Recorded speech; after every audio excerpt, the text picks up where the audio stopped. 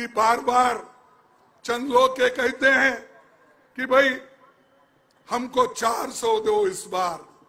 हमारे पास कर्नाटक का एक एमपी, उसने कहा कि हमको 2/3 मेजॉरिटी होना।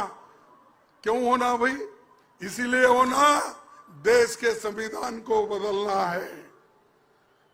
मैंने कहा अपने प्रेस नोट में यह कहा कि 2/3 मेजॉरिटी देश के संविधान को बदलने के लिए होना, देश को अच्छा करने के लिए, देश को एकता, देश में एकता रखने के लिए नहीं, गरीबों को अमीर बनाने के लिए नहीं, भूखे पेट वालों को खाना देने के लिए नहीं, सिर्फ बाबा साहब अम्बेडकर ने जो संविधान बनाया है उसको खत्म करने के लिए।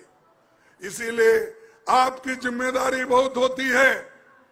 जो डेमोक्रेसी, जो लोकतंत्र और संविधान, ये दोनों जो हमको मिले हैं, ये हमारी किस्मत है।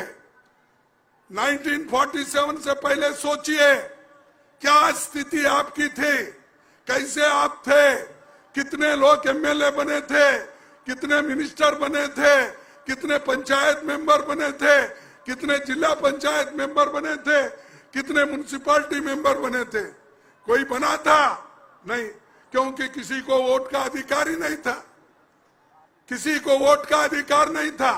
लेकिन पहला संविधान जब हमारा देश का बना, जवाहरलाल नेहरू जी ने, बाबा साहब अम्बेडकर ने और गांधी जी ने सभी एकजुट होकर जो संविधान बनाकर लोगों को दिए, उसका जो इम्प्लीमेंटेशन हुआ, अनुष्ठान हुआ, जब अनुष्ठान हुआ तो महिलाओं को सबसे पहले वोट का अधिकार मिला।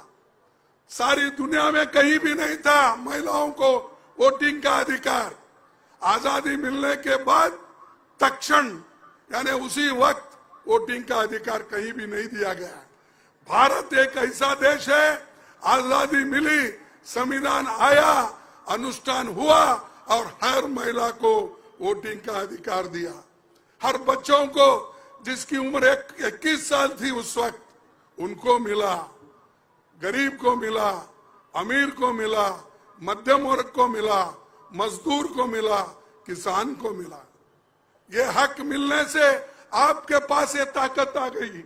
इसीलिए मैं पार्लियामेंट में बहुत बार ये बात किया, मोदी जी आप जिस स्थान पे बैठे हैं उस स्थान पे देश के संविधान रहने के वजह से, उसकी रक्षा करने के, हम लोग उसकी रक्षा करने के वजह से और लोकतंत्र हमने बचा के रखा, इसीलिए आप प्रधानमंत्री बने। और मैं खुद अपने आप को कहा, मैं भी एक मजदूर का बेटा हूं, मैं एक अपोजिशन पार्टी का लीडर बन के बैठा।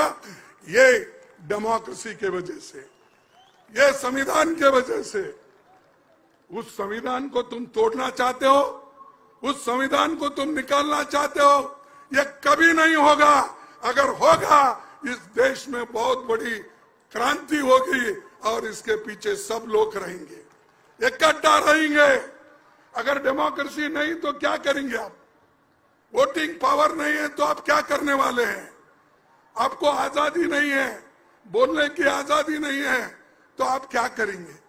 तो उसको बचाने के लिए, आप लोगों के हकूक को बचाने के लिए हम कोशिश कर रहे हैं।